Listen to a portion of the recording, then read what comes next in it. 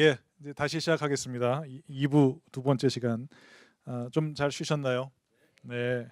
그 전반부 거는 아까 시작할 때 말씀드렸지만 주택을 설계하기 위해서 여러분은 기본적으로 알아야 될 그런 경험, 지식 이런 것들을 했습니다. 좀 딱딱하고 썩 재미는 없는 내용이었다고 생각합니다.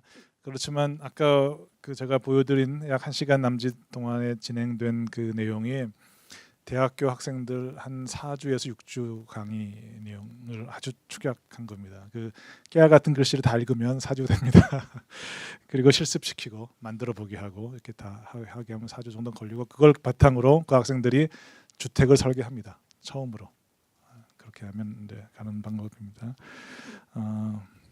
여러분들은 1시간 만에 어느 정도 다 많은 경험도 있으시니까 자파하게서 그 같고 또 너무 잘 알고 있는 걸 제가 괜히 또 떠들지 않았나 하는 우려도 있습니다. 그냥 그런가 보다 하고 들어주시기 바랍니다. 두 번째 시간은 아까는 주택 일반적인 주택 계획에 대해서 얘기를 했다면 이번에는 친환경 주택 쪽으로 좀 더 이렇게 초점을 맞춰서 얘기를 할까 합니다. 그래서 먼저 친환경 건축은 뭔가 워낙 이런 얘기가 나온 지가 오래됐고 아주 일반화돼서 여러분들 아마 다 잘 아실 거라고 생각합니다. 그래도 한 번 정도 정리한다는 생각으로 들어주시기 바랍니다. 친환경 건축은 여기 보다시피 에너지와 자원, 실내, 생태 환경, 물, 토지와 교통이 다 함께 이렇게 공존하면서 순환하는 이런 개념입니다. 그래서 그걸 좀 글로 정리를 하다 보면 외부 자연 환경과 인간에게 부정적 영향을 주지 않아야 하며 건축물 자체로서 외부 환경과 조화를 이루고 에너지를 적게 사용하고 쾌적한 실내 환경을 조성할 수 있는 그런 건물, 이게 친환경 건물이죠. 그러면 친환경 건물의 반대, 반환경 건물이라고 할까? 뭐가 될까요? 그러면 어떤 걸 친환경 건물이 아닐까요? 아파트라고 꼭 아파트도 친환경으로 할 수도 있습니다. 얼마든지. 사실 오늘 내가 자료를 안 가져왔는데 지금 이런 말씀 들으니까 그 자료를 가져올 걸 했는데 아파트도 조금만 정리하고 돈을 좀 쓰면 친환경으로 할 수 있습니다. 에너지 적게 쓸 수 있고요. 그래서 아파트가 가장 에너지 적게 쓰는 가능성이 높은 곳입니다. 적층돼 있잖아요. 적층돼 있잖아요. 네. 네, 네, 맞습니다. 그렇게 말씀하시면 그네 콘크리트 얘긴데요. 뭐 이거 관계 없이 좀 아마도 많은 상식들이 있는 것 같아요. 아까 말씀하시는 거 보니까 이노베이션 해보시고 뭐 여러 가지 해보신 분도 계시고 저보다 훨씬 그런 분야는 어떻게 보면 전문가이실 것 같은데 제가 얘기할 수 있는 것들 막 얘기할게요. 편하게. 왜 콘크리트가 친환경이 아니라고 알려져 있을까요? 콘크리트 건물은 친환경이 아니라고 알려져 있거든요. 시멘트 때문에. 맞습니다. 정답. 시멘트인데 시멘트가 화합물이기 때문에 단지 아닙니다.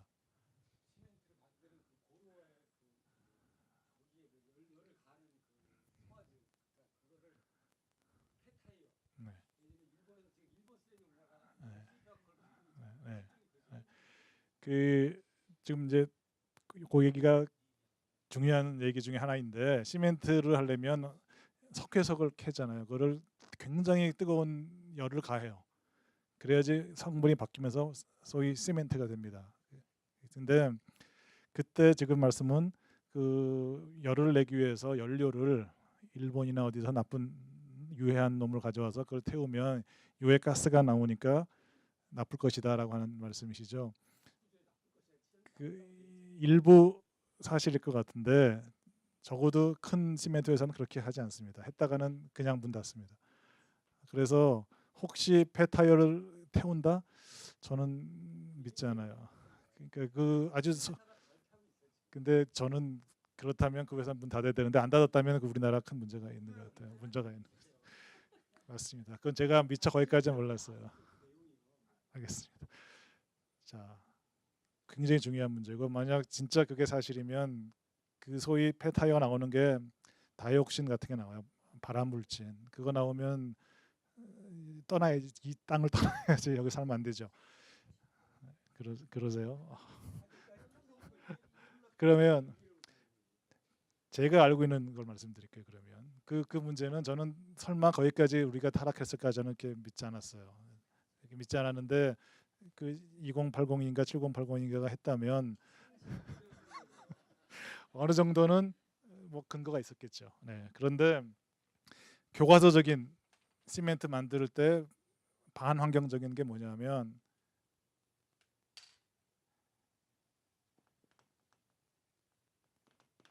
시멘트 CO2가 뭔지 아시죠?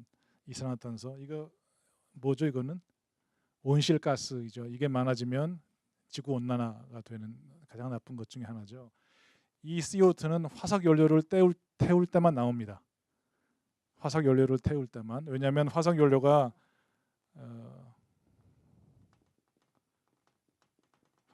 보통 석유, 석탄, 그 기타 등등 가스 이런 건데 전부 다 이게 뭐의 시체죠. 과거에 공룡은 아니고 식물이 엄청나게 공룡 시대를 포함해서 엄청난 식물들이 묻혀서 그게 일종의 탄화된 건 아니고 탄화되기 직전에 만들어진 것이 이 화석 연료거든요. 그래서 이 속에 C라고 하는 탄소가 엄청 많이 들어가 있어요. 근데 제가 가만히 있을 때는 이게 나오지 않아 밖으로. 태워서 열을 내면 이놈과 공기 중에 산소가 결합해서 CO2가 만들어져요. 이게 이제 나오면 우리가 말하는 소위 온난화가 되고 기온이 올라가서 환경 파괴가 되는 그런 주범이 되잖아요. 그래서 CO2를 줄인다 하는 말은 화석 연료를 쓰지 말자는 게 똑같아요. 앞으로 조금 정리가 되겠지만 그런데 시멘트를 만들기 위해서 연료를 떼면 시멘트 내 CO2가 무게 단위로 질량 단위로 1대1이에요. 다시 말하면 시멘트 1톤을 만들기 위해서 CO2 가스 1톤이 배출돼요. 그러면 우리가 시멘트를 얼마나 많이 쓸까요? 수십만 톤, 수백만 톤 쓸 겁니다. 그럴 때 그걸 그냥 단순히 이걸 만들기 위해서 CO2 가스가 그만큼 나오게 된다. 그래서 이게 가장 큰 주범, 환경 파괴의 주범이 된다. 그래서 시멘트가 반환경적인 재료로 오랫동안 지탄받아온 것 중에 하나입니다. 지금 말씀하신 그 태우기 위해서 그 폐타이어 같은 거 쓰는 것은 또 다른 차원의 문제이고 더 큰 문제일 수도 있겠죠. 이런 문제가 있는데 오늘날은 이 시멘트가 결국은 뭐죠? 콘크리트의 재료이잖아요. 건축에서는 콘크리트로 만들어 가는데 지금 현재 우리나라에서 콘크리트보다 더 많이 쓰이는 건축 재료는 없습니다. 아마 이 건물도 콘크리트로 기본으로 했을 것 같은데 세계적으로도 마찬가지고 그런데 그래서 콘크리트 전문가들이 요즘에 와서는 반격을 합니다. 콘크리트가 그렇게 나쁜 재료는 아니다.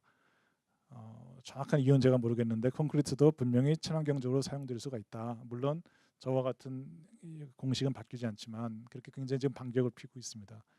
친환경 콘크리트도 있고 뭐도 있고 많이 얘기를 합니다만 어쨌거나 기본적으로 시멘트를 만들기 위해서는 저만큼의 화석 연료와 탄소가 이산화탄소가 배출된다라고 하는 것이죠. 또 한 가지는 콘크리트를 막 이제 부어서 양생을 시켜서 이제 굳혀지면 강도는 나옵니다. 즉 힘은 나와서 건물을 지탱을 합니다. 근데 거기서 서서히 뭐가 나오죠?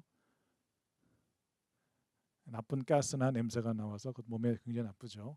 꼭 콘크리트가 아니고 콘크리트 외에도 이런 걸 부착하는 뭐 접착제라든지 뭐 벽지라든지 페인트라든지 이런 데서 굉장히 나쁜 물질이 나오죠. 그걸 우리가 VOL이라고 합니다. 약자로 영어로 VOL이라고 해서 유해가스들이 막 나오죠. 그래서 이렇게 나와서 그 안에서 지내는 사람들이 나쁜 영향을 받는데 그래서 그런 현상 우리가 sick building syndrome, 아픈 건물 증세, sick building syndrome이라고 얘기를 하고 대표적인 증세가 아토피 뭐 이런 것들, 천식, 눈 따가움, 가래 뭐 이런 거 나옵니다. 자, 뭐 그 얘기를 할 건 아니고 하여튼 콘크리트 건물 나쁘다고 이제 그래서 이제 말씀드렸는데 자 그러면 친환경의 반대 개념 반환경적인 건물은 어떤 게 있을까요? 또 콘크리트도 나쁘다고 했는데 그거는 약간 유보적으로 하겠습니다. 워낙 많이 쓰니까 그걸 안 쓰면 상당한 곤란한 점이 있죠. 또 어떤 건물들이 반환경적일까요?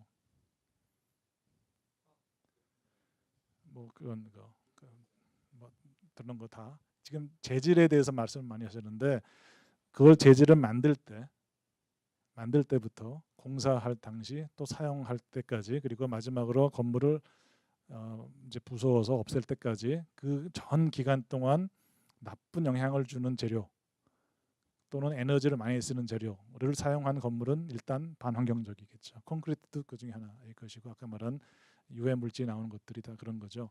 자, 그런 차원의 하나가 있을 것입니다. 반환경적인 거. 또 다른 것은 뭐가 있을까요? 석재. 석재는 왜 반환경적일까요?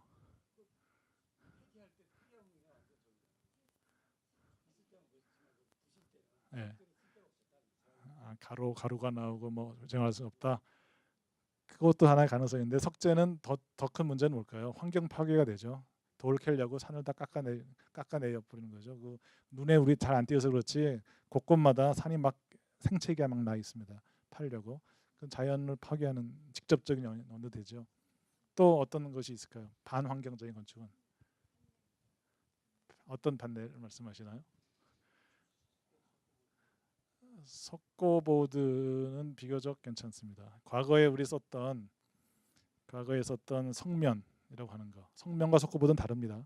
헷갈리시면 안 됩니다. 성면이라고 하는 거, 아스베스토스라고 하는 거, 그거 옛날에 지붕에다 다 했거든요. 초과 지붕 없애면서 그거가 가장 나쁜 1급 발암 물질입니다.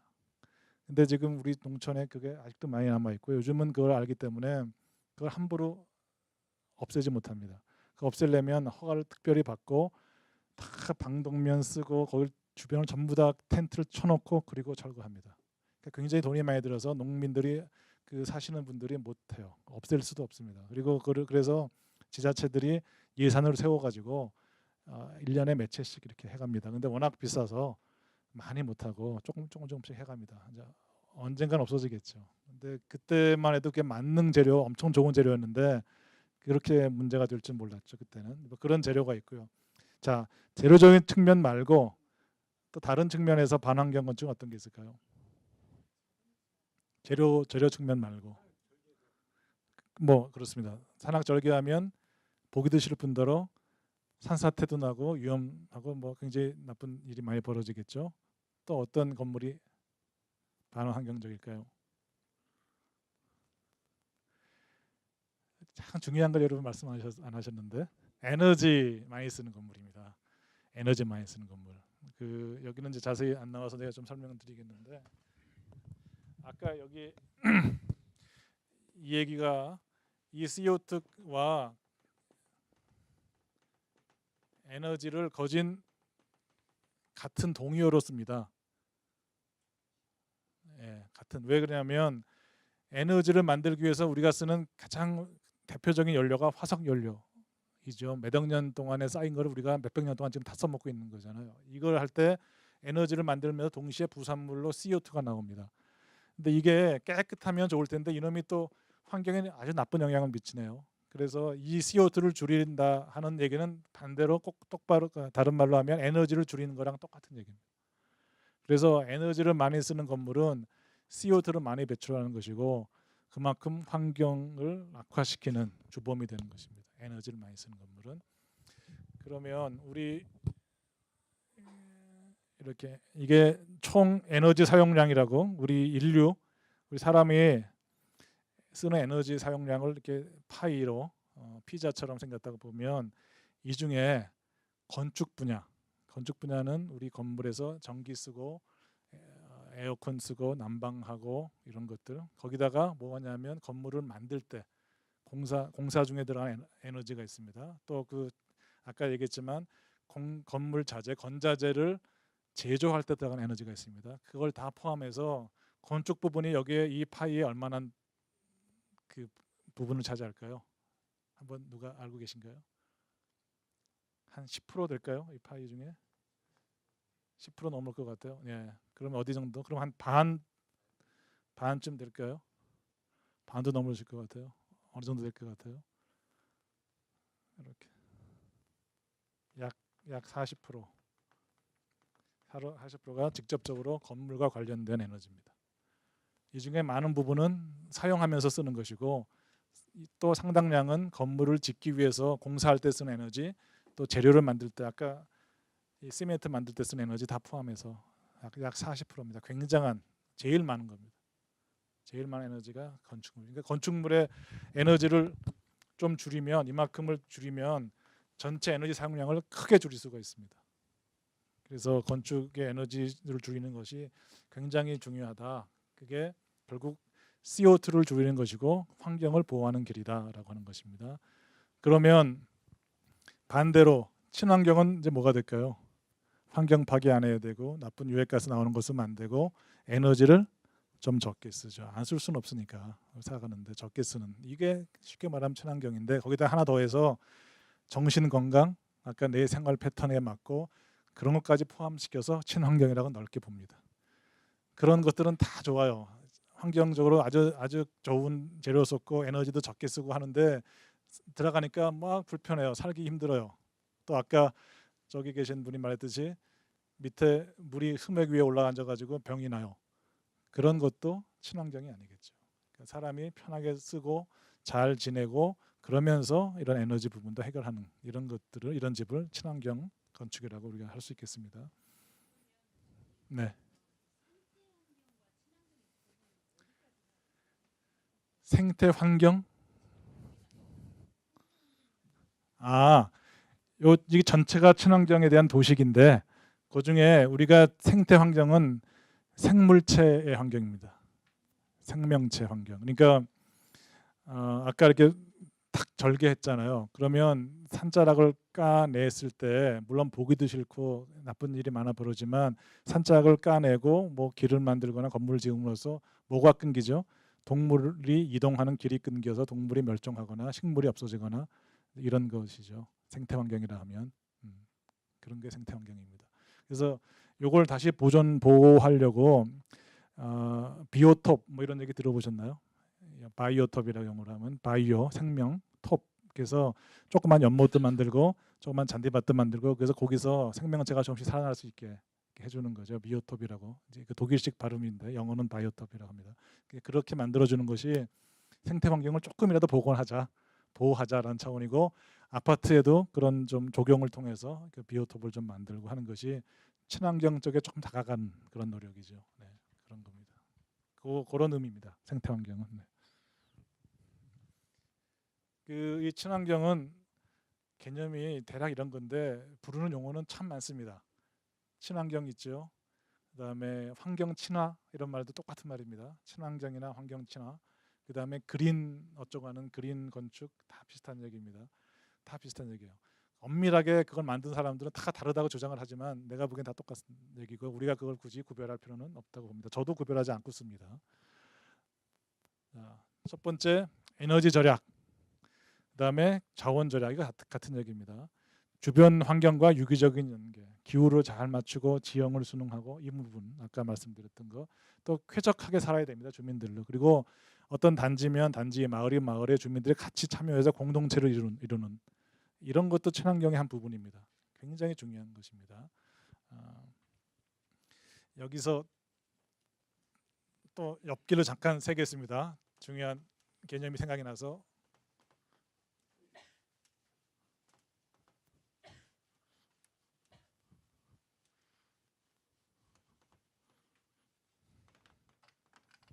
지금 우리가 친환경 얘기를 하고 있는데 좀 비슷한 개념으로 혹시 이런 얘기 다들 들으셨을까요?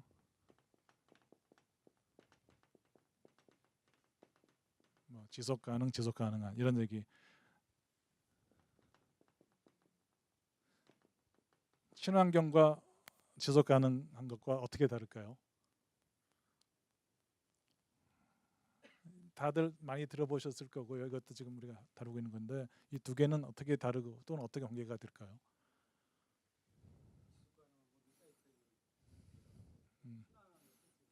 네, 맞습니다. 친환경도 순환되는 게 같은 개념이 들어가 있죠. 또 친환경은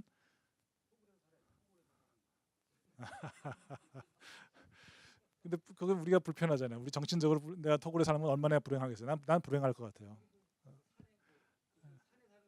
예, 예, 예.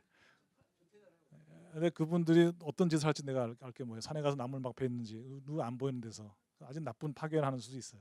그러니까 무조건 혼자 산다고 다 친환경이라고는 저는 안 봅니다. 저는 안 봅니다. 그 사람이 무슨 짓을 할지 저는 다 모르겠어요. 하여튼 내가 무슨 말씀인지 알겠는데 그 친환경 개념 속에는 우리 정신적인 건강도 다 포함되어 있습니다. 그 토굴에서 사는 게 친환경이죠. 참 좋죠. 동물처럼 살 수도 있고. 근데 그게 내가 불편하면 내가 거기 살면서 불행하면 내가 행복하면 좋은데 불행하면 나는 그거는 친환경이 아니라고 봅니다. 적어도 우리 세대에서는 앞으로 몇 세대가 흘러서 조금 더 자연과 더 접촉면이 넓어져서 토굴에서 옛날 원시인처럼 사는 것도 행복하게 느끼는 우리 후손이라면 그렇게 살면 되게 되는데 적어도 나는 못 살 것 같아요. 내가 그렇게 못 살 것 같아요. 자, 지속 가능한 건 뭘까요? 지속 가능한 건? 지속 가능은? 친환경 개발하지 말자고 지속 가능 개발하는 걸 중심에 두자. 꼭 그런 개념하고는 조금 다릅니다. 조금 다릅니다. 네. 자, 더불어서 같이 사는 거. 또 여기도 포함되고 여기도 다 같은 개념이 포함됩니다. 좀 헷갈리죠. 그래서 지속 가능한 건 뭐냐면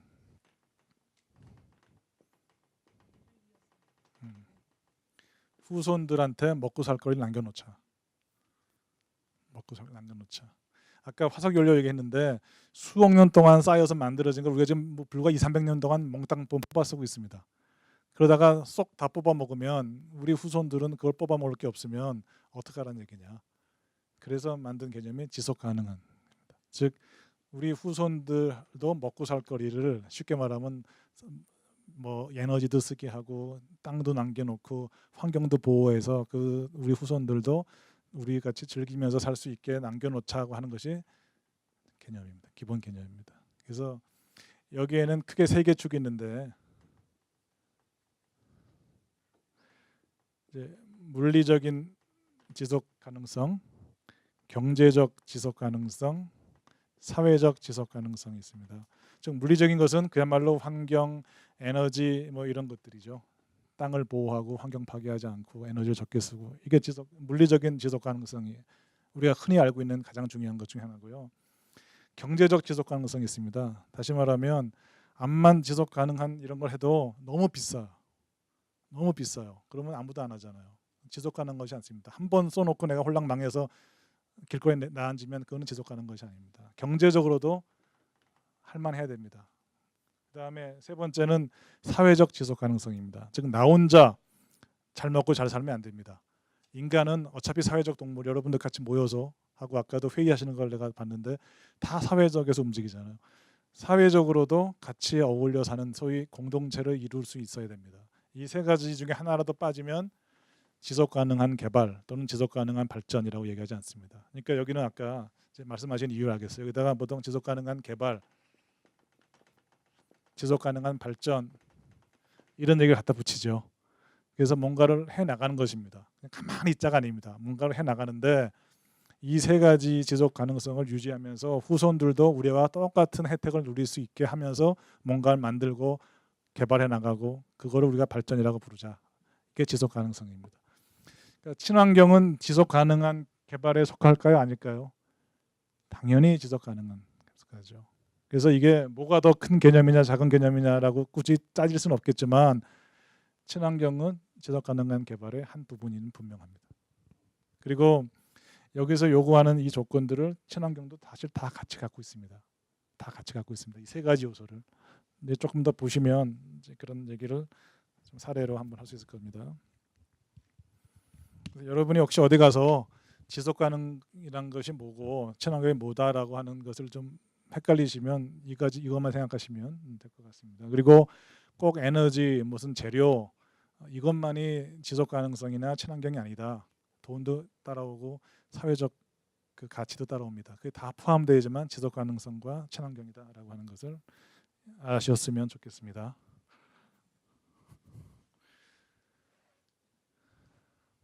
자, 왜 필요한지는 뭐 다 아시겠죠.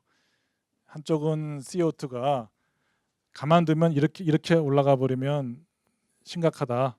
좀 낮추자 하는 것이고 또 한 가지는 메탄입니다. 메탄도 이 CO2에 보다 엄청나게 높은 그 악영향을 미칩니다. 그 지구 온난화에. 그래서 요 메탄도 줄여야 되겠다는 것입니다. 이건 뭐 다른 데서 많이 나오지만 한 10년 전에 만든 자료니까 지금보다 한 5년쯤 전에 만든 자료인데, 그때부터 10년 후, 오늘날 우리부터 5년 후 2020년대 섭씨 1도가 상승하면 4억에서 17억 명이 물 부족이 된답니다. 기온이 올라가면. 지금 우리나라도 물 부족 국가라고 돼 있잖아요. 저는 그 얘기를 한 12년 전에 듣고 깜짝 놀랐어요. 난 한국은 절대 물 부족국이라고 생각 안 해봤거든요. 근데 그렇다는 거예요. 여름에만 비가 왕창 오고 가을, 봄 뭐 비가 안 온다는 거죠. 작년에 이 충청도 지역, 중부 지역에 비가 안 와서 굉장히 시끄러웠죠. 결국은 어떻게 했습니까? 수로를 팠어요. 지금 완공됐나 모르겠는데 그 수로를 팠어요. 100 몇십 킬로를 팠는데 그 예산이 무려 1조를 팠습니다. 그러니까 이게 굉장히 중요한 거죠. 뭐 나머지 쭉 이런 식으로 계속 가면 2050년쯤 가면 섭씨 2, 3도가 상승하면 10억에서 20명이 물 부족이 되면 그때는 아마 한국은 정말 물을 사 먹어야 될지도 모르겠어요. 외국에서 이 정도 되면. 지금도 사 먹죠. 근데 이건 깨끗한 거 사 먹으려고 그런 거지. 물은 있죠, 한국은. 근데 앞으로는 물이 없어서 사 먹게 될 수도 있습니다. 이제 그런 문제가 있어서 친환경적으로 가야 된다는 얘기가 나오는데, 또 다른 얘기를 하자면 이거 거짓말이다, 이거 사기라고 하는 사람도 있습니다. 겁주려고 하는 협박이다. 이거 다 이런 건 증명된 거 없다. 이건 자연스러운 현상일 뿐이다. 지금 이렇게 온난화는 CO2 가스 많이 만들어서 그런 게 아니고 자연스럽게 이렇게 가다가 또 줄어들 거다. 이렇게 주장하는 사람도 의외로 많습니다. 특히 대기업 하시는 분들, 우리나라가 아니고 미국 대기업들. 그래서 미국 대기업들이 로비력이 대단하잖아요. 걔들은 대놓고 로비하잖아요. 그래서 미국에서는 친환경 법을 굉장히 주저하고 가고 따라하고 있습니다. CO2 가스 감축 이런 것도 제일 늦게 따라온 나라가 미국입니다. 근데 CO2 가스를 제일 많이 배출한 나라가 미국이거든요. 에너지도 압도적으로 많이 씁니다. 근데 그 나라가 안아주면 다른 나라가 열심히 줄여봤자 큰 도움이 안 되죠. 네. 그래서 우리가 말하는 친환경 어떤 환경의 범위는 이런 기후, 뭐 비 오고 바람뿐만 아니고 실내 환경, 소음과 진동부터 시작해서 조망까지, 실내 조망, 실내 습도까지 다 포함해서 환경이라고 그러고, 이런데 이런 걸 좋게 만들어가는 것이 친환경적인 것이다라고 얘기를 합니다. 그래서 친환경을 하게 되면 실내외 온도차를 줄여야 돼요. 실내외 온도차를 줄여야 돼요. 그래야지 에너지라든지 이게 줄어들고요. 수증기량도 조정됩니다. 대기진 수증기량, 또 바람을 잘 활용을 해야 되고, 햇빛 가장 중요한 요소 중에 하나고요. 강수량도 우리가 잘 활용을 해야 됩니다. 자, 이렇게 되고 친환경 건축을 하게 되면 에너지를 절약할 수 있다. 뭐 이거 너무나 당연한 얘기니까 빨리 넘기겠습니다. 환경을 보존할 수 있고, 마지막으로 빼먹으면 안 됩니다. 친환경을 해야지 거주자의 쾌적성이 올라갑니다. 안에 있는 사람이 쾌적하게 살 수 있다. 자, 이것은 조금 논란이 될 수 있겠어요. 무슨 얘기냐? 내가 집을 졌어요. 또는 아파트를 샀는데 그 안에서 내가 쾌적하게 살고 싶어요. 그러면 쾌적성은 크게 어떤 게 있을까요? 쾌적함은 온습도, 즉 환경적인 쾌적성 있죠. 내가 덥고 춥고 하면 안 되겠죠. 난방도 해야 되고 냉방도 해야 되고 습도도 조정해야 돼요. 환경적인 쾌적성이 또 뭐가 있을까요? 이웃과의 쾌적성, 소음 때문에 다투거나 이러면 안 되겠죠. 소음 문제 때문에. 또 내 스스로 이 집에서 내가 만족하고 살아야 되죠. 내 정신적인 쾌적성, 이게 다 포함된 쾌적성입니다. 자, 그런데 우리 아파트에 많이 사시니까 아파트 가면 더우면 히터 팍 올리고, 추우면 히터 탁 올리고, 더우면 에어컨 탁 켜고, 이렇게 해서 쾌적하게 잘 사실 거예요. 그러면 전기료가 팍팍 올라가죠. 그걸 못 쓰게 하려고 누진세를 왕창 매기는 나라죠, 한국은. 그런데 그렇게 하면 쾌적해집니다. 근데 친환경은 그럼 뭐냐? 그렇게 쾌적하게 하기 위해서 에너지를 많이 쓰지 않게 하자. 에너지를 최소한만 쓰게 하면서도 그런 쾌적성을 누리고, 아까 말씀하신 대로 주변 이웃과 아래 윗사람과 또 내 스스로가 정신적으로 사회적으로 쾌적하게 살아가는 것이 쾌적성입니다. 이것까지 포함해서 쾌적한 것을 포함해서 친환경 건축이라고 합니다. 자, 그럼 친환경 건축의 종류가 있는데 이것도 굉장히 많습니다. 근데 제가 그냥 눈에 띄는 거 몇 가지만 골라왔습니다. 이게 전부가 아닙니다. 첫 번째, 흔히들 우리가 들어본 내용 중에 패시브 하우스라는 것이 있습니다. 패시브 하우스의 의미만 알면 돼요. 패시브가 무슨 뜻일까요? 패시브 맞습니다. 영어의 원래 의미가 수동적입니다.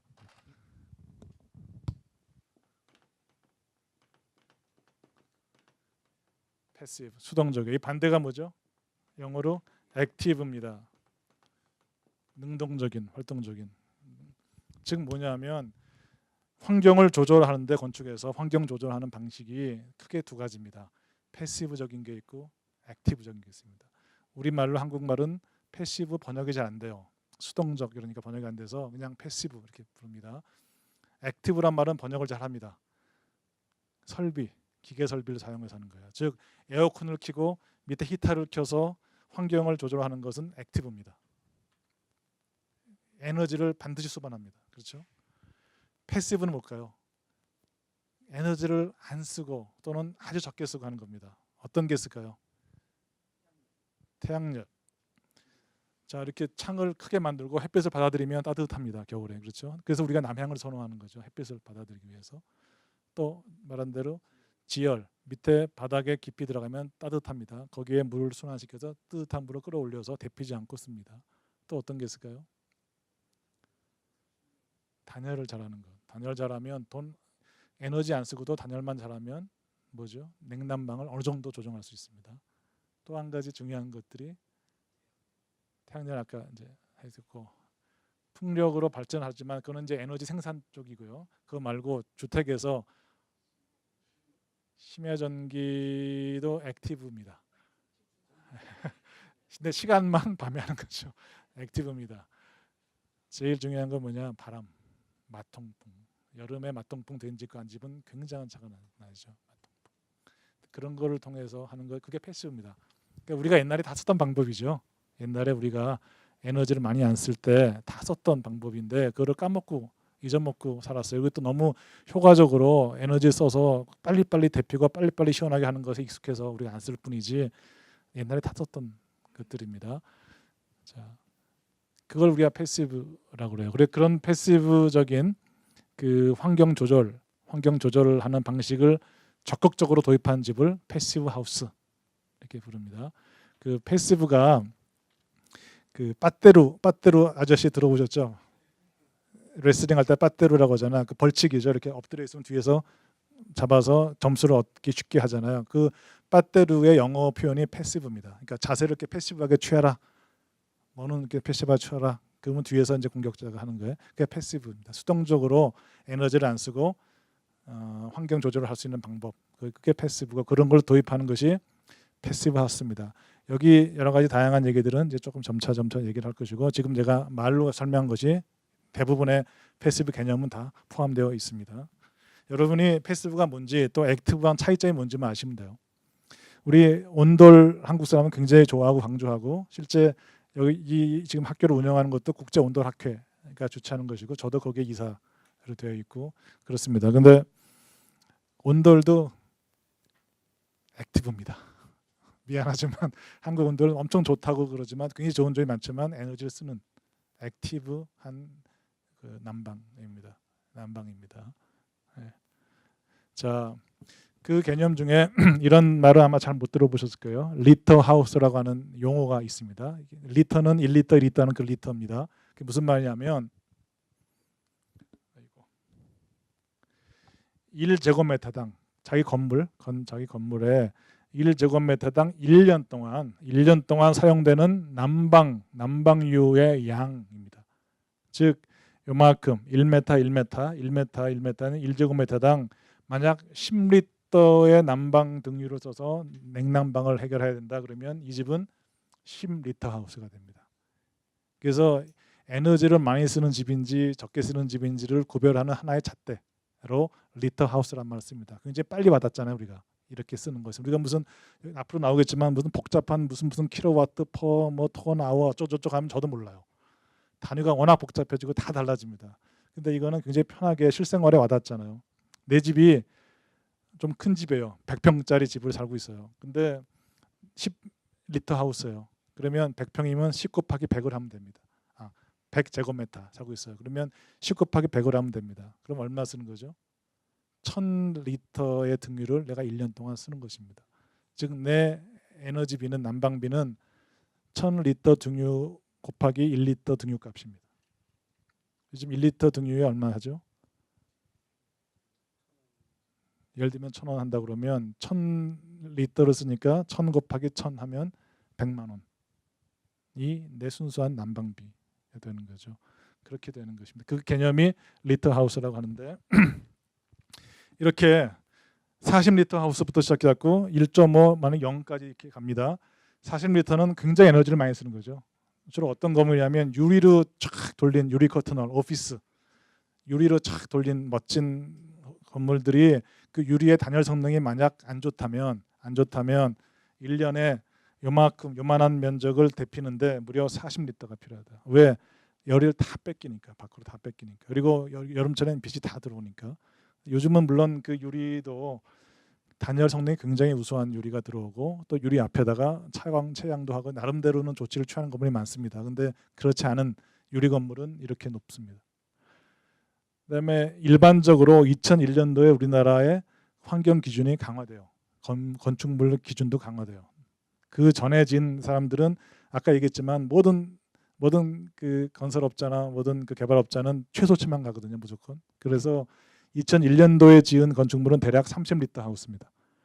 한 1제곱미터 대피해서 30리터를 쓴다, 일반적으로. 그런데 2001년도 이후에 강화된 기준으로 지어진 집, 다시 말하면 단열을 더 두껍게 하고 이 창문도 더 단열이 좋은 창문을 쓰게 하고 이걸 지킨 집은 17리터로 줄어듭니다. 거진 반으로 줄어들죠. 그래서 일반적으로 지금 여러분 사시는 집은 대략 이 정도입니다.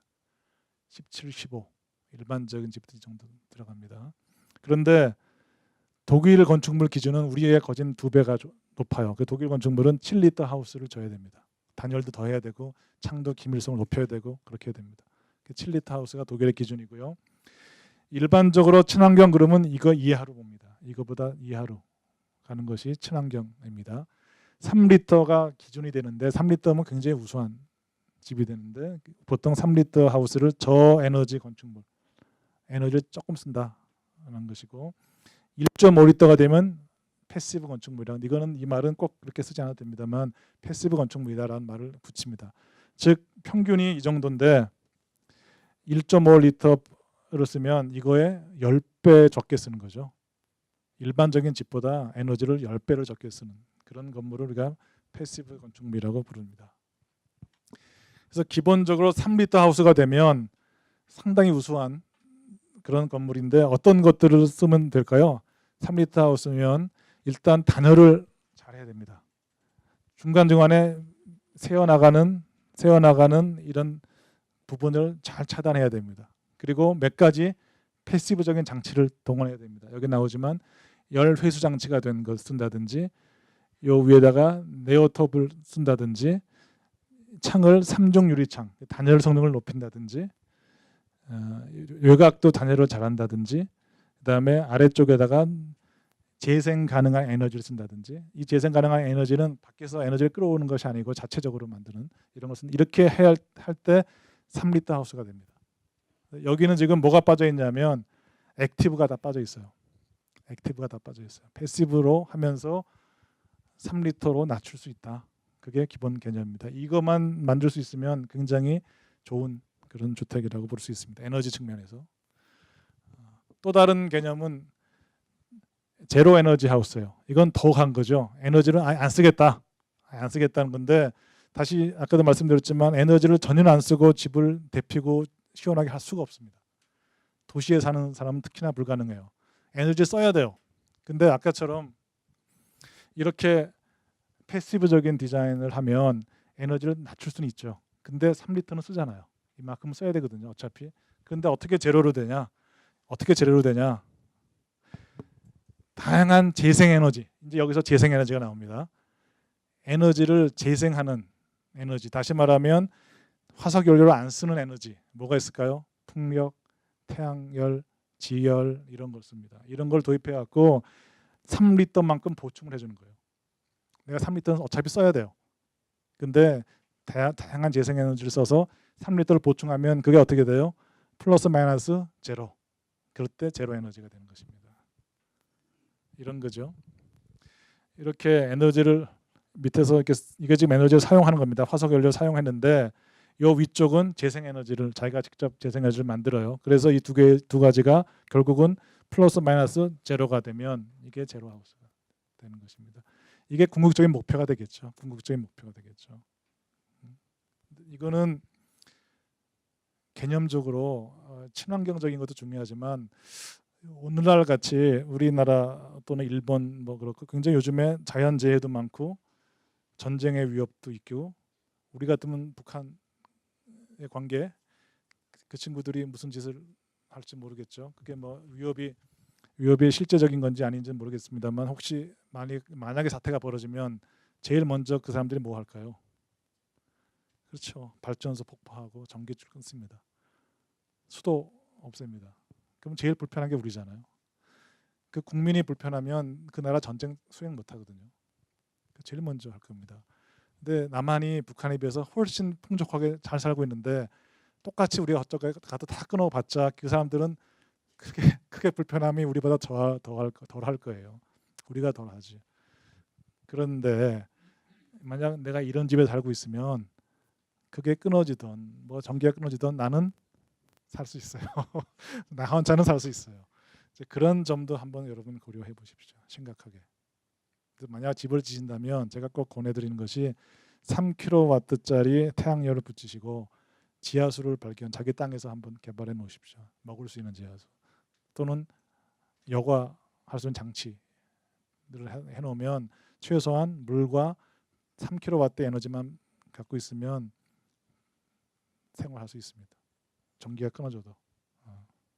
되게 중요한 개념입니다. 그래서 실제로는 참 어렵습니다. 이렇게 하기가 어려운데 제로하우스까지 안 가더라도 이게 유사에 가면 그런 재난에 우리가 대비할 수 있습니다. 그럼 기법들을 좀 얘기를 하겠습니다. 먼저 햇빛을 이용하기 위해서는 쓰는 기법이 이런 거 있습니다. 선 차트라고 하는데 여기 보이는 이 복잡한 곡선들이 태양의 궤적입니다. 그래서 동과 서쪽을 해서 이 태양의 고도를 이렇게 따라간 겁니다. 그러니까 그 모양은 우리가 있는 위도에 따라 다릅니다. 적도의 선 차트하고 우리가 살고 있는 35도 위도의 차트가 다르고 60도의 차트가 다르겠죠. 이게 다릅니다. 그래서 하지, 동지 그 중간. 그래서 그 태양의 궤적을 갖고 있어요. 이걸 왜 사용할까요? 저걸 왜 사용할까요?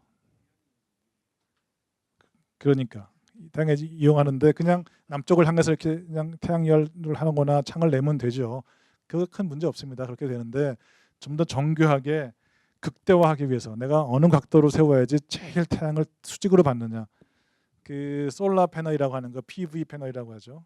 포토 볼테이크라고 하는 단어가 PV입니다. PV 이렇게 있는데 이렇게 판판하게 눕힌 것보다는 세운 게 유리하죠. 왜 그러냐면 태양과 만나는 각이 수직에 가깝습니다. 그래서 우리나라는 크진 않지만 남북으로 있어서 서울의 각도와 저기 제주도 각도가 다릅니다.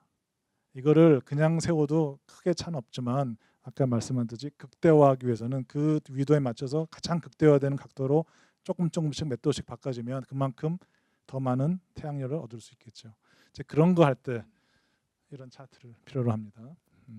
또 건물의 방향도 뭐 상식적으로 다 아는 겁니다. 제일 좋은 게 남향, 제일 나쁜 건 서향. 나쁜 태양열만 받거든요. 차라리 이 서양이 더 나쁩니다. 그리고 그 다음에 남남동 등등등 쭉 있습니다. 이런 것도 상식적인 거지만 저런 태양의 궤적을 따라서 우리가 건물을 안 치면 훨씬 더 정교하게 만들 수 있습니다.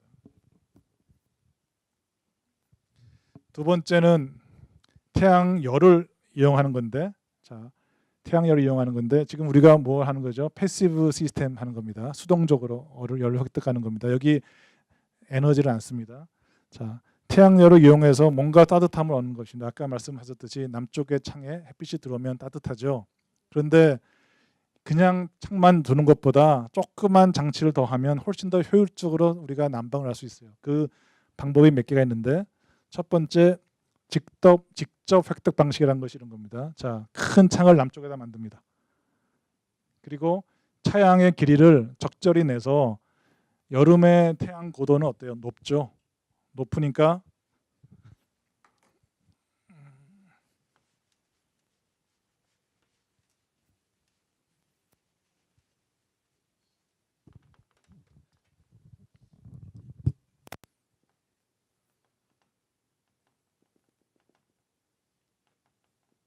자, 여기가 창이라고 봅시다. 두 가지를 반드시 고려해야 됩니다. 그래서 아까 선 차트도 나오는 건데 여름의 햇빛은 받아야 될까요? 막아야 될까요? 막아야 돼요. 그 대신에 겨울 햇빛은 받아줘야 되죠. 그러면 우리나라 동지 때 햇빛은 해가 이렇게 낮게 들어옵니다. 하지 때 해는 높게 들어오죠. 이렇게. 그러면 처마 길이는 어디다 맞춰야 되죠? 하지 해가 내 창 밖으로 나갈 수 있게 최소한 여기까지는 뽑아야 됩니다. 그래야지 여름에 해를 막죠. 하지 때 최소한 하지 때는 막죠. 근데 이게 좀 더 길어지면 어떻게 되죠? 중간 춘분 때도 막을 수가 있습니다. 근데 과연 추분 때 막아야 될까? 그건 별개의 문제입니다. 그건 결정하기 나름입니다. 춘분 때도 내가 햇빛 받고 싶을 수도 있죠. 그런데 잘못해서 뭐 멋지게 만든다, 멋있게 만든다라고 처마를 길게 쭉 뽑았어요. 여기까지. 비는 잘 맞겠죠.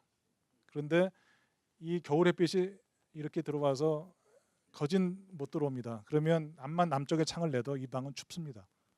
햇빛을 막으니까. 그래서 이 처마 길이가 굉장히 중요하다. 어디를 막느냐, 하지를 막느냐, 춘분을 막느냐, 동지를 막느냐, 어디에서 막느냐. 그리고 이 각도는 뭐에 따라 달라지죠? 위도에 따라 달라집니다.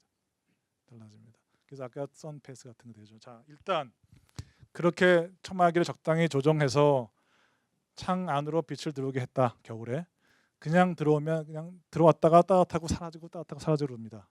그런데 해가 있을 때는 괜찮아요.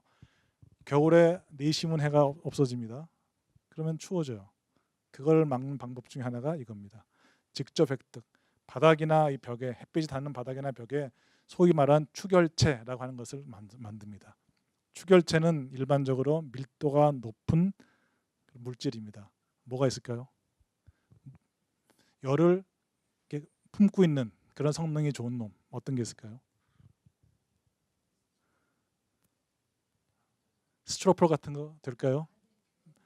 철 무슨 금속 판넬 같은 거 될까요?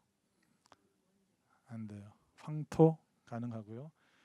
그냥 돌 가능하고요. 벽돌 가능하고요. 콘크리트 가능합니다. 그런 것들은 추결 효과가 있습니다. 물론 그 추결 성능은 다르지만 효과가 있어요. 그러면 낮에 해가 들어와서 여기에 해가 몇 시간 동안 닿을 거 아니에요. 그럼 이게 달궈지겠죠. 근데 이놈이 추결 효과란 말은 그걸 자기가 못 얹고 있어요. 몇 시간 동안. 그러다가 해가 싹 지나서 다시 이게 추워지잖아요. 그러면 그때 이놈이 슬슬 열을 내뿜습니다. 그게 추결 효과예요. 시간을 지연해줘요. 해가 진 다음에 한 서너 시간 있어도 뜨뜻한 온기가 올라옵니다. 그러면 그만큼 우리는 뭘 할 수 있죠? 난방을 안 할 수 있습니다. 그래서 이렇게 해주는 게 추결 효과예요. 그런데 여름에도 햇빛이 들어와 버리면 큰일 납니다. 낮에도 더웠는데 밤까지 더워지는 거죠. 추결이 되면. 그래서 어떡합니까?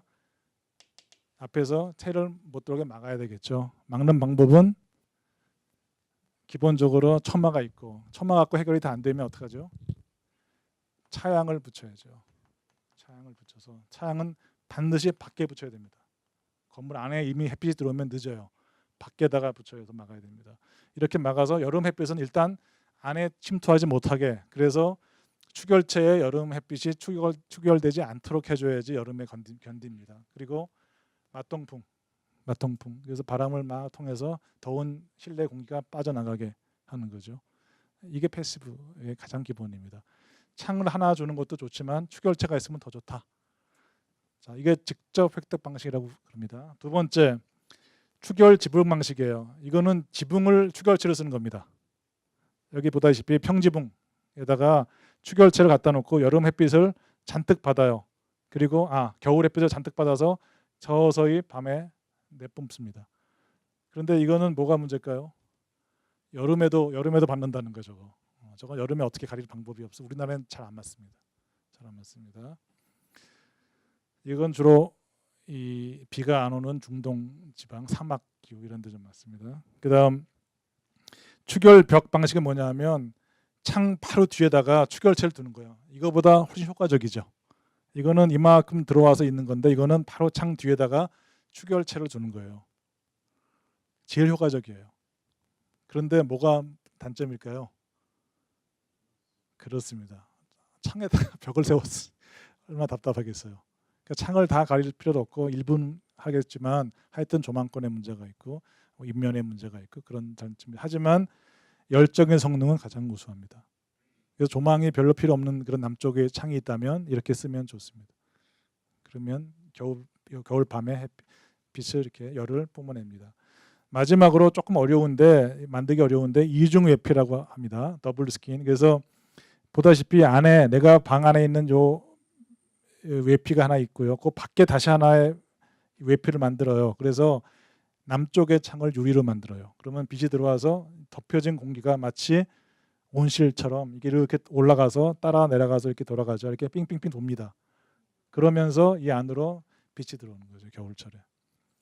저것도 굉장히 효과적이겠죠. 하지만 공사비가 많이 들고 복잡하겠죠. 자, 이 방법 전부 다 에너지를 씁니까 안 씁니까? 전혀 안 씁니다. 햇빛만 씁니다. 햇빛만 씁니다. 그래서 이게 대표적인 햇빛을 활용하는 난방 방식입니다.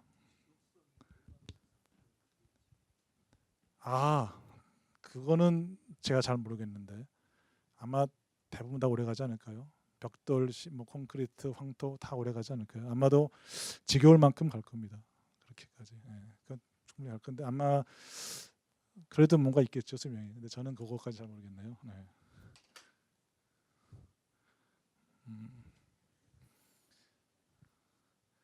그다음 바람. 아까도 잠깐 보였지만 바람도 굉장히 중요합니다. 특히 여름철 바람은 아주 중요합니다. 이렇게 아파트 주동도 어떻게 배치하냐에 따라서 겨울 북서풍은 맞고 남동풍은 받아들이고 이런 식으로 배치를 하는 단지가 훨씬 좋습니다. 지금 오늘날 우리나라 아파트 지을 때 이런 방향 바람까지 생각해서 짓는 경우는 거진 없습니다. 안타깝게도 제가 이런 아파트 단지 할 때 이제 허가할 때 심의를 자주 가봅니다. 그런데 바람길을 얘기하는 경우는 거진 없고 주로 뭘로 평면을 배치를 할까요? 조망권은 조금 신경 쓰는데 그것도 많이 안 씁니다. 제일 중요한 건 남향은 철저하게 합니다. 그래야지 팔리니까. 남향은 철저하게 하고 두 번째는 이 인동 간격에 법으로 정한 인동 간격이 있습니다. 인동 간격을 최대한 뽑으면서 그러니까 최소로 뽑으면서 건물을 많이 넣을 수 있는 그 방식을 선호합니다. 그래야지 건물이 한 동이라 더 들어가면 그게 다 돈이거든요. 보통 요즘은 아닌데 한창 아파트 잘 팔릴 때 건설업자들이 이런 얘기가 있었어요. 한 아파트 한 채당 한 장이다 그랬어요. 이게 무슨 말일까요? 아파트 한 채당 한 장이라 그랬어요. 이게 무슨 말일까요? 한 장이 얼마일까요? 1억입니다. 아파트 한 채의 값이 1억이라고 하는 것이 아니고 아파트 한 채 분양하면 1억 내가 번다. 이익 아닙니다. 그렇게 벌어요. 한 장 번다고 그랬어요. 그러면 500세대를 만드는 데는 500억을 번다면 550세대를 만들면 550억을 벌어요. 그 만드는 개발업자한테는 엄청난 이득이 아니겠어요. 그러려면 최대한 많이 넣어야 되는데 법으로 인동간격이라고 해서 건물과 건물 사이를 규정하고 있습니다. 그거를 맞춰가면서 가장 많이 넣을 수 있는 방법이 뭔가 그걸 연구합니다. 굉장히 발달되어 있습니다. 우리나라. 그렇게 해서 넣어요. 그게 첫 번째입니다. 그리고 우리 같은 교수들이 가서 뭐라고 자꾸만 지적을 합니다. 이거 뭐 바람도 맞고 조망도 나쁘고 길에서 너무 가깝고 어쩌고저쩌고 막 하면 그제 가서 조금씩 미루면서 조금씩 이제 세대를 줄여가요. 근데 처음에 올 때는 빡빡하게 넣어서 가져옵니다.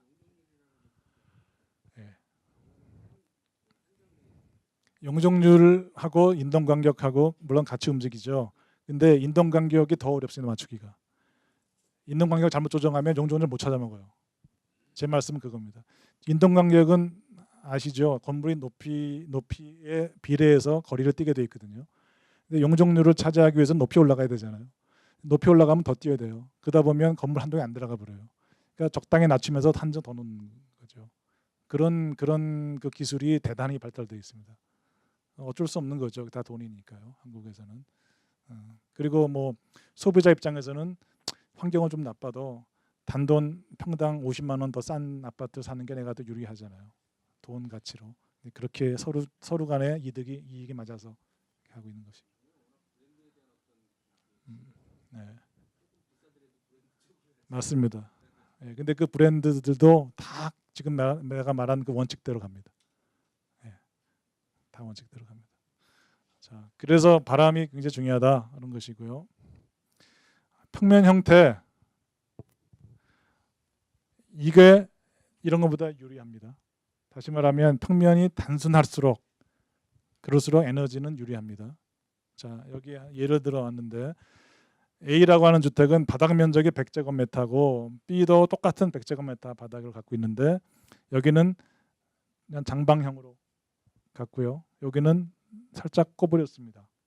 그랬더니 이 주택은 에너지를 시뮬레이션 해보니까 14.9리터 주택이 됐어요. 즉 1제곱미터당 1년에 14.9리터의 등유를 쓰게 시뮬레이션이 나왔고요. 한번 꼬부라진 거, 요즘 다 남양이죠. 꼬부라졌더니 16.3리터 주택이 됐어요. 그러면 1제곱미터당 이 차이가 얼마입니까? 1.4리터이죠. 근데 이게 총 100제곱미터니까 100을 곱하면 140리터 차가 나요. 1년에 난방비가.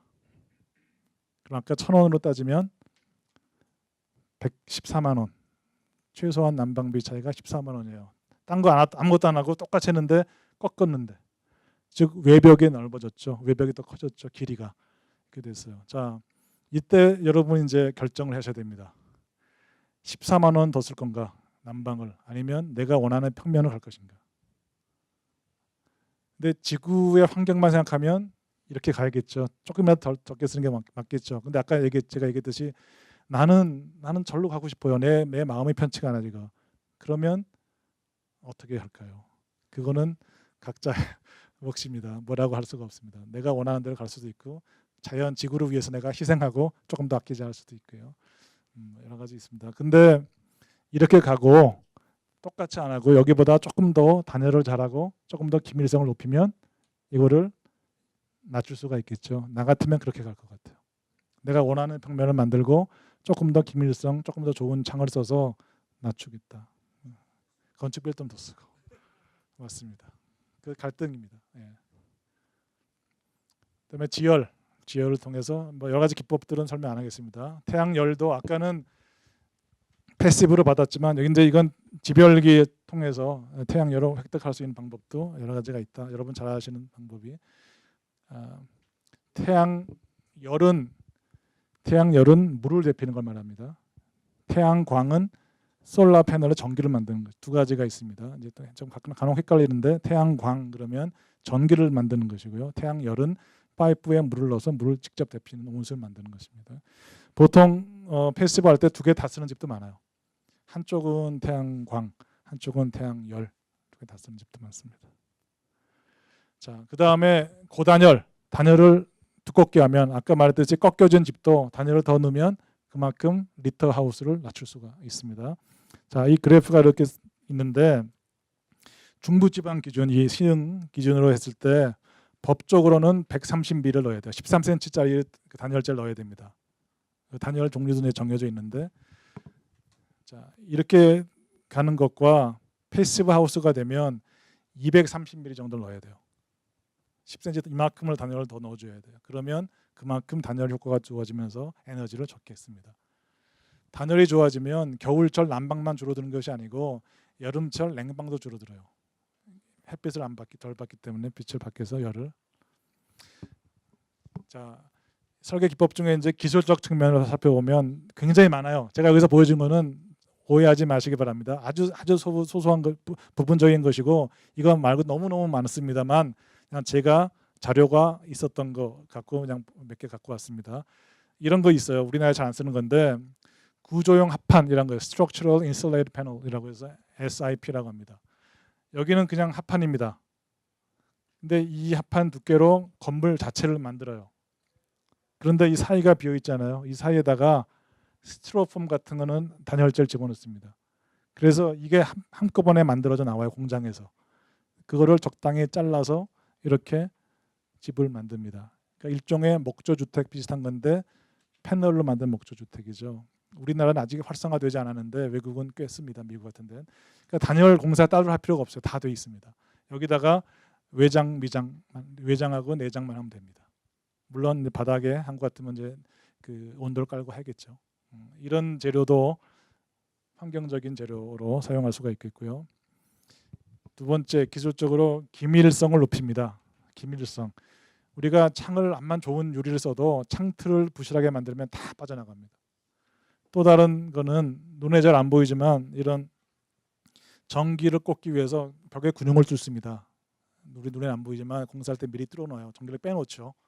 근데 함부로 짓는 사람들, 소위 업자 이런 사람들 이걸 그냥 뻥뻥 뚫었습니다. 그 속으로 쥐새끼도 왔다 갔다 하고 다 다니게 크게 뻥 뚫어요. 대충 한다는 거죠. 그러면 요로 다 공기 빠져나갑니다.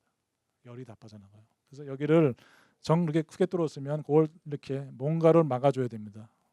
단열 종이라도. 그래야지 열이 안 빠져나가고 이런 틈새 이런 것들이 특히 뭐가 이렇게 뚫어놨을 때 이 틈새 창틀 이런 걸 잘 만들어줘야 됩니다. 굉장히 많이 작아납니다.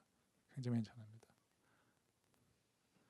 이런 거 고성능 창호, 이중창 이런 걸 하는데 특히 이 창호의 이 레일 부분 일름 다 빠져나가죠. 이거를 잘 만들어줘야 된다. 실험을 해보면 이렇게 이것과 이것이 적외선으로 찍은 집의 사진인데 어떤 위아래 중에 어떤 게 더 좋은 집일까요? 빛이 아래가 아닙니다. 이 집은 이 지금 빨간 쪽으로 열이 열심히 나오고 있는 것입니다. 왜냐하면 온도가 높을 때 빨갛게 나오고요. 온도가 낮으면 파랗게 나오거든요. 여기는 벽이나 창이나 다 파랗잖아요. 즉 창으로 온도가 그러니까 열이 안 빠져나오고 있다. 여기는 지금 창으로 열이 빠져나오고 있다. 그래서 이게 훨씬 좋은 창을 썼다는 거죠. 이런 창. 이 창틀에서도 창틀의 그 레일과 관계에서도 얼마큼 열이 빠져나가는지 고성능과 일반 차이를 볼 수 있습니다. 이래서 비싼 창들이 있는 거죠. 이런 거 좀 잘 만들어가지고. 그 다음 외부 차양입니다. 아까 제가 여기서 말씀드렸지만 남쪽 햇빛을 어차피 이 처마로 다 못 막습니다. 그런데 여름에 남쪽 햇빛 직접 들어오면 가장 괴롭고 가장 열을 많이 획득을 합니다. 암만 이 벽을 단열을 많이 해도 창호를 통해서 다 빛이 들어와요. 그럼 더워지거든요. 그러면 어떻게 하죠? 자동차 같으면 썬팅을 하죠. 집은 썬팅할 수도 있지만 그러면 이제 시야가 나빠지니까 이 밖에다가 외부에다가 차양을 해줘야 됩니다. 근데 이 차양이 이 건물처럼 이거는 주택은 아니지만 차양 자체가 하나의 좋은 디자인 효과를 발휘할 수도 있습니다. 차양 효과가. 그래서 지금 특히 유럽 집들은 이런 차양들을 굉장히 많이 하는데 한 가지 차양에 대해서 제가 좀 좋은 팁을 하나 드릴게요. 자, 이런 건물이 있고 이쪽이 북쪽입니다. 여기가 남쪽이겠죠. 창을 뚫었어요. 남쪽에 크게, 서쪽에, 동쪽에 창을 뚫었습니다. 자, 여름철을 대비해서 차양을 하고 싶어요. 근데 차양의 종류가 다를 수 있습니다. 자, 남쪽 창은 이거랑 다르게 수평 차양을 합니다. 수평 차양. 다시 말하면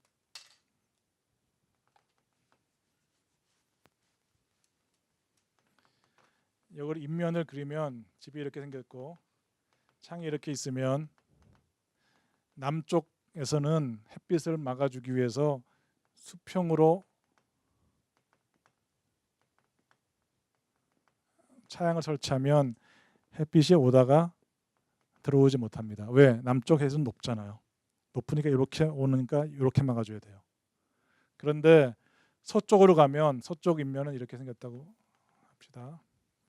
여기 창이 이렇게 있는데 서쪽도 똑같이 수평으로 해주면 서쪽은 해가 낮죠. 떨어지니까 이 사이로 다 들어옵니다. 효과가 거진 제로. 여기는 어떻게 될까요? 수직으로 해줘야 됩니다. 왜 그렇죠? 여기를 이렇게 수직으로 해주면 이게 좀 수직으로 내려가는 것입니다. 해가 이렇게 돌아가서 이렇게 비치잖아요. 이렇게 비치면 다 걸러지겠죠. 해가. 이거 이해하셨어요, 이 그림? 여기 남쪽에서는 해가 여기 있을 때는 해가 높이 떠서 이렇게 높이 내려오니까 수평창으로 만들어서 해야 돼요. 수평으로. 근데 넘어가서 서쪽은 수직으로 만들어져야 됩니다. 동쪽도 굳이 한다면 이게 더 유리하겠죠. 근데 동쪽은 비교적 햇빛 자체가 강하지 아침은. 그래서 동쪽은 잘 안 합니다. 근데 한다면 막는다면 여기도 마찬 서쪽처럼 수직 루버로 해주는 게 좋습니다. 그래서 요 관계를 원칙이 이렇다. 여러분 알아두시고 혹시 필요하시면 생각해 보시기 바랍니다. 그래서 그냥 햇빛이 창을 뚫고 들어오면 창에서 약간 걸러져서 백이라고 하는 햇빛의 열이 60%에서 80%까지 들어와요. 그런데 외부에서 일단 한번 막아줘서 그늘을 만들어주면 그늘이 생기잖아요. 그러면 그 햇빛의 열이 20%에서 40%밖에 안 들어와요. 굉장히 차가 나는 거죠. 그다음 열 교환 장치들을 통해서 뜨거운 거 찬 공기가 여기를 통해서 나가면서 자연스럽게 데펴지고 식게 하는 열 교환 장치가 있습니다. 이런 겁니다. 이렇게 마치 그 달걀판처럼 보시면 되는데 이게 좀 다 파이프입니다. 간단한 파이프. 그래서 열이든 물이든 유체라고 하죠. 유체가 이렇게 지나가요. 왜 이렇게 파이프를 만드냐면 큰 파이프를 보내면 표면적이 작아들어서 효과가 떨어져요. 이 크게 온 파이프를 조그만 파이프로 계속 나눠줘야 돼요. 소위 모세혈관처럼 나눠주면 표면적이 넓어져 가지고 훨씬 효과가 좋아져요. 데펴지든 식든. 그래서 이렇게 합니다. 또 다른 방법은 나가고 들어가는 것을 계속 회전시키면서 열을 교환을 시킵니다. 열 교환이라는 말은 더운 게 찬 데로 흘러가는 것이죠. 그렇게 해서 열 교환을 시키면서 굳이 데피거나 식히지 않아도 어느 정도 열을 획득하고 열을 버리고 이렇게 하게 하는 것이 열 교환 장치라고 합니다. 자, 이제 재료적인 측면을 보면 아까 콘크리트가 나쁘다고 했으니까 나무는 괜찮겠죠.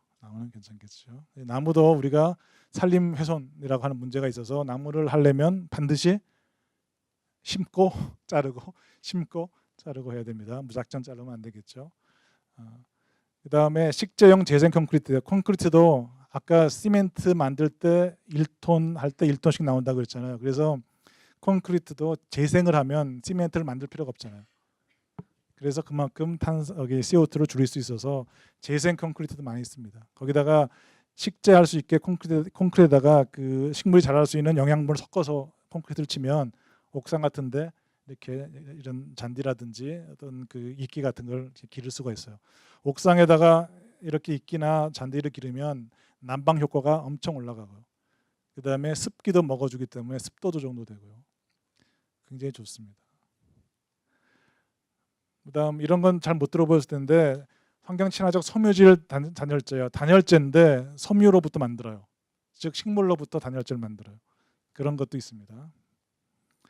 에어로젤이라고 하는 것이요. 에어로젤은 고체인데 이 안이 98%가 기체래요. 나도 정확한 화학 성분을 모르겠는데 굉장히 가볍고요. 굉장히 그러니까 공기가 엄청난 단열재라는 걸 알고 계시죠. 그래서 우리가 이중유리를 하는 것이 유리 자체가 중요한 것이 아니고 유리와 유리 사이에 공기층이 있는 거예요. 그래서 단열 효과가 있는 거거든요. 이거는 그 사이에 공기가 많기 때문에 가벼우면서도 단열 효과가 좋은 이런 에어로졸 같은 거, 또 여러분 잘 아시는 황토도 친환경적인 단열재 쓸 수 있는 것이죠. 이 에어로졸 같은 좋은 재료, 근데 싼 재료가 있습니다. 혹시 여러분 아시나요? 창에 에어로졸을 붙이기 비싸잖아요. 싼 재료를 갖고 에어로졸 같은 효과를 조금 낼 수 있는 것이 있는데 뽁뽁이. 제가 몇 년을 생각하다가 올해 했었어요. 올해 겨울에 뽁뽁이를 사가지고 저희 저도 아파트 살고 있는데 발코니에다 딱 다 붙였는데 괜한 기분인지 모르겠지만 확실히 따뜻한 것 같아요. 그런데 이렇게 여기 창에다가 뽁뽁이를 붙였는데 뽁뽁이가 이렇게 길이가 뭐 90cm, 1m 이렇게 나오잖아요. 근데 붙였는데 요만큼이 남았어요. 요걸 따로 잘라서 붙이기가 그냥 그래서 그냥 놔뒀어요. 그리고 나서 이렇게 만져봤더니 뽁뽁이 있는 쪽은 따뜻해요. 근데 이쪽을 만졌더니 차가워요. 그러니까 아까 그 적외선 사진 보여드렸잖아요. 만약 뽁뽁이 붙인 것과 안 붙인 것 사진을 찍으면 뽁뽁이 쪽은 시퍼렇게 그냥 나올 텐데 이쪽은 빨갛게 나왔을 거예요. 그만큼 일로 열을 뺏기고 있다 하는 것이죠. 그거 보니까 뽁뽁이의 효과가 있는 것 같긴 해요. 그래서 아직도 안 떨어지고 있길래 그냥 가만두고 있습니다. 자, 여기까지 이론 공부 끝. 이제 시간도 얼마 안 남았고 빨리 그냥 주택 몇 개 보겠습니다. 자, 여기서 보여드리는 주택이 반드시 좋은 주택, 꼭 따라가야 될 건 아니지만 그냥 하나의 사례로 이렇게 만들어가는 거나 이런 집들이 친환경 주택이라고 하는구나 정도 여러분이 이해해 주시면 되겠고, 여기서 보는 거 외에도 너무나 많은 좋은 집들이 많아요. 근데 오늘 제가 보여드리는 것은 현대적인 기술로 지은 집들이에요. 다시 말하면 황토집, 무슨 목조집 이런 건 없습니다. 그냥 일반적으로 우리가 현대적인 공법으로 지을 만한 이런 걸 주로 뽑았습니다. 자, 삼성물산이 만든 제로 에너지, 즉 에너지를 하나도 안 쓰겠다는 거죠. 이런 시범 주택이 있는데 7리터 성능, 이게 무슨 말이죠? 1제곱미터당 7리터를 쓰는 것이죠. 그러니까 일반적인 집의 한 반 정도로 낮췄어요. 여기까지는 패시브입니다. 그런데 제로 에너지 하려니까 뭘 해야 되죠? 에너지를 자기가 만들어야 되죠. 그래서 지열, 태양열, 태양광, 풍력까지 다 이용했습니다. 그래가지고 제로를 만들었어요. 이렇게 집이 이렇게 생겼습니다. 이렇게 쫙 깔아갖고. 그런데 이놈이 평당 공사비가 1,000만 원이 넘었어요. 이거 한참 전 얘기입니다.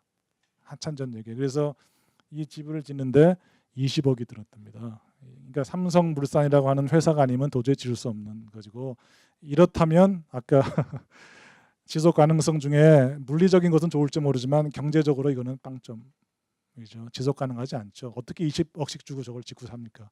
그래서 저거는 적어도 친환경일지 모르지만 지속 가능성은 없다.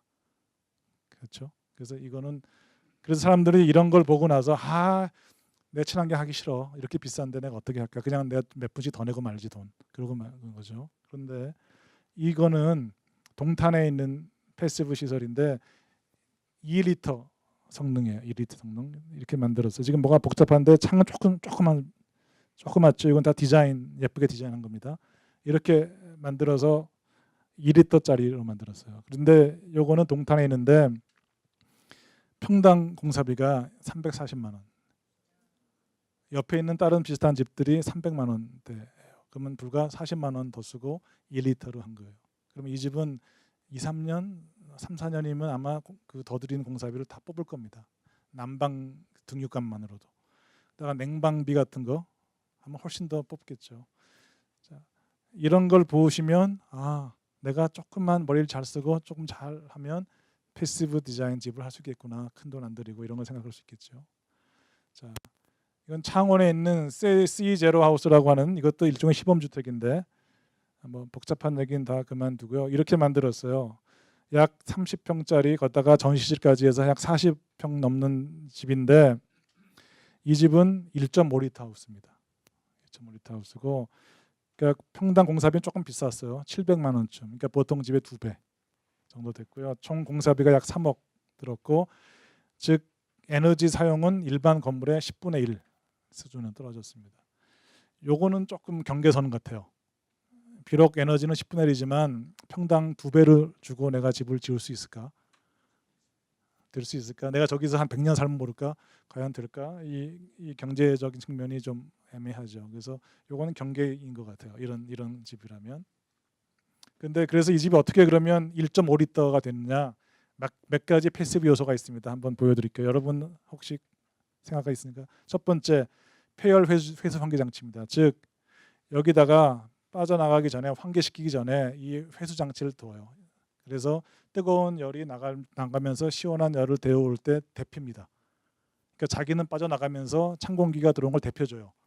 그러면 에너지를 적게 쓰고 난방을 하는 거죠. 대신에 환기는 하는 것입니다. 말씀하시겠죠. 그런 장치를 썼어요. 조금 돈이 나갑니다. 그래서 에너지를 줄였고요. 두 번째, 삼중 창호. 아까 말했듯이 세 개 겹을 두니까 공기층이 두 개가 있는 것이고 그 사이를 진공으로 만들어 더 단열 효과를 높였습니다. 역시 일반 창호보다 조금 더 비쌉니다. 세 번째는 창에다가 차양을 뒀어요. 아까 말했듯이 여름에 햇빛을 안 들어오게. 거기다가 내부에다가 셔터를 또 뒀어요. 이중으로. 그래서 빛을 한번 막고 또 한 번 또 쳤어요. 그래서 두 번 효과를 내는데 이것은 꼭 에너지 측면 아니고 방음, 그다음에 방범 효과가 다 있습니다. 고성능 단열, 단열재 두껍게. 역시 단열재 두꺼워지면 비싸집니다. 조금 비싸집니다. 마지막으로 시공을 잘 해야 돼요. 열교. 열교란 말이 뭔지 혹시 아세요? 열교? 열교를 막아야 된다 그러잖아. 열교. 열교가 한자로 써서 열하고 요거는 교는 다리. 그래서 열이 빠져나가는 다리. 틈새 같은 걸 말하는 거죠. 그래서 열교를 막아야 됩니다. 이걸 시공을 이렇게 잘 해주면 암만 두껍게 단열을 해도 요 틈새가 다 빠져나가게 되면 소용이 없어요. 이렇게 이 크게 5가지 패시브 디자인을 적용했더니 1.5리터 하우스로 된 거예요. 그런데 공사비가 일반 공사비의 약 2배. 네, 이 정도 된 겁니다. 자, 세 번째 사례는 양평에 있는 에코하우스인데 이거는 이제 톱밥이라고 하는 건데 우드칩이라고 하는 겁니다. 이렇게 생겨서 평범하게 생겼어요. 이 집이 재미있는 거는 목재 벽을 목재 박스 트러스라고 하는 걸 썼습니다. 아까 제가 앞에서 SIP라고 해서 Structured Insulated Panel이라고 해서 합판 두고 사이에다가 스티로폼 넣은 걸 이제 썼다고 했죠. 비슷해요. 근데 이 집은 뭐냐면 거기 스티로폼을 넣지 않고 뭘 넣냐면 톱밥을 넣은 거예요. 아이고 여기 이게 지금 이제 여기 목재로 구조체를 만들고 그 사이에다가 톱밥을 넣은 거예요. 그래서 이제 공사 현장 사진을 이제 여기 남가지고 보면 이 공사 현장에다 톱밥을 그득히 쌓아놓고 있어요. 그러다가 벽체가 올라갈 때마다 삽으로 퍼서 채워 넣습니다. 그러면 이게 단열 효과가 생기는 거고 방음 효과가 있고 또 우드칩이니까 뭐예요? 습기도 잡아줘요. 여러 가지 또 곰팡이도 안 피고 뭐 좋답니다. 하여튼 그런 걸 썼대요. 이렇게 만들고 역시 뭐 했었어요? 태양광 썼죠. 우드칩 썼죠. 여기는 태양열, 온수 썼습니다. 그리고 요게 중요해요. 분산식 온수 보일러. 이게 뭘까요? 보일러가 한 개가 아니고 여기 6개. 그렇죠. 필요한 방마다. 안 쓰는 방은 할 필요 없는 거니까 6개로 했어요. 물론 6개 하면은 하나보다 돈이 조금 더 들죠. 작은 거 써도. 그렇지만 에너지는 혹시 좋아지겠죠. 마감재도 친환경 마감재. 난방 배관 위에 아연도 철판을 깔아가지고 열이 안 빠지게 이런 장치를 썼습니다. 그래서 1.5리터 하우스가 된 거예요. 크게 여러분 집하고 다를 게 없죠. 다음에 비스타 하우스라고 하는 건데 이건 지금 저 측면을 보여주니까 아주 모던한 하우스 좀 멋지게 보이는데 이 집이 옆으로 보면 이렇게 생겼어요. 이쪽에서 보고 이렇게 이렇게 톱니처럼 생긴 지붕에 뭘 붙였냐? 태양광, 태양열을 붙였어요. 이 각도는 무슨 각도일까요? 햇빛을 잘 받을 수 있는 각도. 그러니까 모양을 위한 것도 있겠지만 그 각도가 그렇게 만들어진 것이죠. 자, 이렇게 만들었고요. 뭐 자세한 얘기는 안 하겠습니다. 그리고 이 집의 특징은 단열인데 단열을 외단열 무슨 말인지 아시겠죠? 외단열은 구조체 밖에 단열을 다 했어요. 몽땅 둘러쌌습니다. 다. 그 단열을 180에서 250mm니까 법적인 거의 2배 정도 두껍게 했어요. 그래서 이 자체가 열을 안 뺏기는 거죠. 아까 차양도 마찬가지인데 햇빛 창 밖에다가 차양을 해야 된다고 그랬죠. 그 안에다가 차양을 하는 것, 예를 들면 블라인드 안에다가 하니까 효과는 있지만 떨어집니다. 효과가. 단열도 마찬가지예요. 벽체 안에다가 단열을 하면 단열 효과 떨어져요. 벽체 밖에 단열을 해야 됩니다. 이게 바로 외단열. 그런데 그 외단열의 대표적인 것이 여러분 많이 들었지만 스토커가 외단열을 만드는 회사 이름이에요. 스토커 회사라고 하는 회사 이름인데 우리나라에는 그게 일반화돼서 마치 일본 술을 사케가 사케가 정상인데 정종은 일본 술의 한 브랜드입니다. 근데 우리가 워낙 정종을 유명해지니까 정종이 일본 사케의 대신처럼 스토코라고 하는 게 외단열제 회사 이름인데 우리나라에서 스토코 그러면 그냥 외단열 이렇게 지금 된 겁니다. 이렇게 다 외단열로 해주면 굉장히 단열이 좋습니다. 여름 겨울 다. 그리고 이 벽체가 축열을 갖고 있어서 이 모든 난방을 한번 때우면 밖으로 열이 더 많이 가요. 다 갖고 있어요. 그러니까 겨울철에 조금만 난방을 하면 난방할 필요가 없는 그런 효과를 가지고 있답니다. 여러분도 혹시 외단열 한번 생각해 보세요. 근데 외단열은 시공을 잘못하면 나중에 문제가 생길 수 있어요. 외단열은 그러니까 시공업자를 잘 만나서 좋은 분하고 해야 됩니다. 자, 시간이 가진 다가서 이제 외국 사례 세 개를 좀 가볍게 보여주겠어요. 외국은 그러면 어떻게 하냐 패시브. 우리랑 크게 다를 거 없습니다.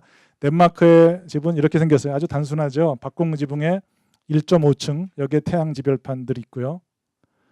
이렇게 생겼어요.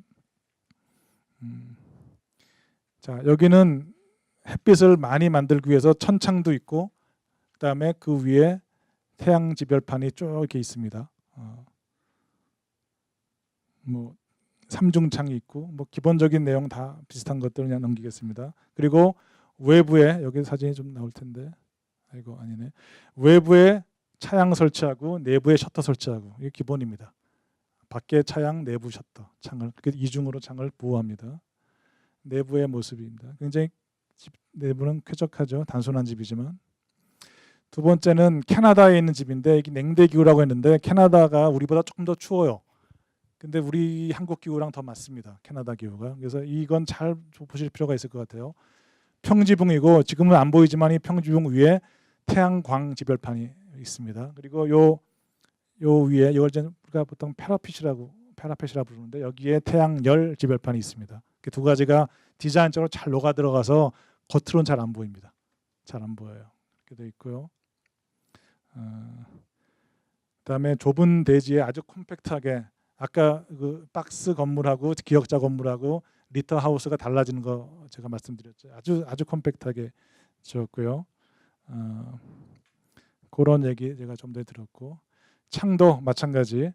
이 설계팀이 60개 이상의 유리를 다 조사해서 가장 적합한 유리를 썼답니다.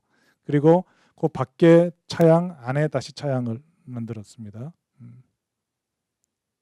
그다음에 이 실내가 재밌는데 이게 아까 우리 패시브 할 때 밑에 축열체를 둔다 그런 말 썼죠. 이게 지금 바닥에 축열체입니다. 그래서 이게 햇빛이 들어온 거 이게 지금 남쪽 창인데 들어온 걸 여기다 축열을 하는 것이죠. 이거는 침대입니다. 침대 이렇게 위에서 잡아 달았죠. 디자인이 재밌죠. 침대 밑에 축열체가 있고요. 이 천장이 좀 이상하잖아요. 쭈글쭈글한데 요 안에 LED 조명이 숨어 있어요. 그래서 여기는 캐나다니까 위도가 높아서 겨울에는 좀 빨리 해가 진다 그래요. 그럴 때 사람이 어떻게 돼 정신적으로 좀 위축되고 좀 이렇게 우울해지고 그럴 때 이 LED가 켜져서 밝게 이렇게 지내게 한답니다. 이것도 굉장히 중요한 친환경적인 거죠. LED는 전기를 적게 쓰는 조명기구죠. 그런 것들을 썼답니다. 마지막 프랑스에 있는 하우스는 제가 이걸 보여드리고 싶었어요. 단순하죠.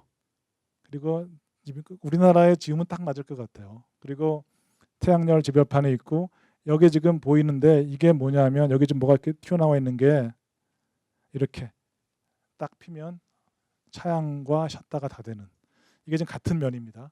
열었을 때 닫았을 때 이 장치 하나가 이렇게 달라져요. 그래서 여름이나 바람 불고 춥고 태풍 불면 막고 열고 이렇게 되어 있고요. 평면도 아주 단순해요. 쫙 남쪽에 벽을 탁 맞춰줬습니다. 이렇게 1층은 이렇게 열고 지금 여기가 이제 열은 거죠. 다 창 밖에 있는 거 열은 거죠. 이렇게 아주 단순하게 남쪽은 전부 다 거실, 뭐 부엌 이런 거고요. 이 북쪽 면에다가 복도와 계단을 뒀어요. 이렇게 북쪽에 면에 두고 이렇게 북쪽 면에 계단이 있고 남쪽은 전부 다 방으로 이렇게 사용되어 있습니다. 아주 단순하고 모양도 나쁘지 않은 것 같아요. 마지막으로 제가 그냥 이 집을 보여드리고 끝내고자 합니다. 감사합니다.